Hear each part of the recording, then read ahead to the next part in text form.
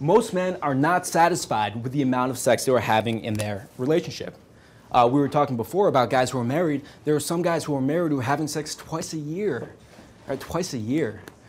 Most men in relationships, while maybe it's not that bad, they're not really having sex as much as they want. So if we're completely honest with ourselves, the number one question running through most guys' mind after they initially meet a girl, after they have sex with her for the first time, is how can I get her to have sex with me more? Because they're really dissatisfied with the amount of sex they're having.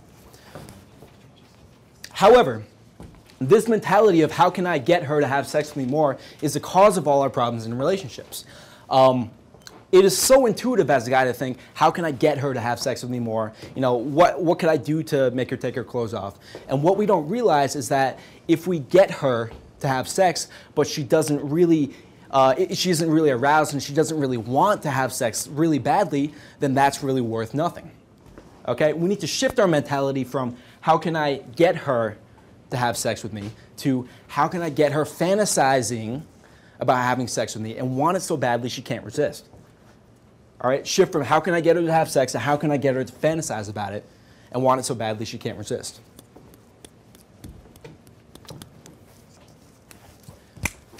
Now, if you don't do this, here's what's going to happen.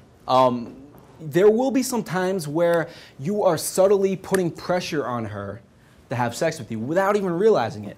And because you're putting pressure on her, what's going to happen is she's going to want to have sex less. Because I'm sure you guys have all noticed this. A little thing that we humans have, which is kind of funny, is that anything which is just a little bit out of reach for us, anything which we can't have, we want more. Anything we can't have, we want more. And especially in the bedroom.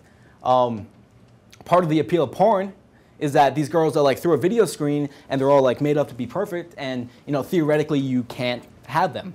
However, the guy who is actually the boyfriend of that girl who you're jerking off to is probably jerking off to another girl who we can't have. We all want what we can't have, and we're all constantly pursuing what we can't have. On the other side, though, what we are obligated to have really repulses us. All right, what we're forced and obligated to have repulses us. For example, think of a guy who has been married for 10 years and doesn't know about all this stuff. A lot of times he can be repulsed by the thought of his wife because he's obligated to have her. And of course, the other way, you know, she could be repulsed by her husband. So, naturally, if we didn't do anything, then this is what would happen.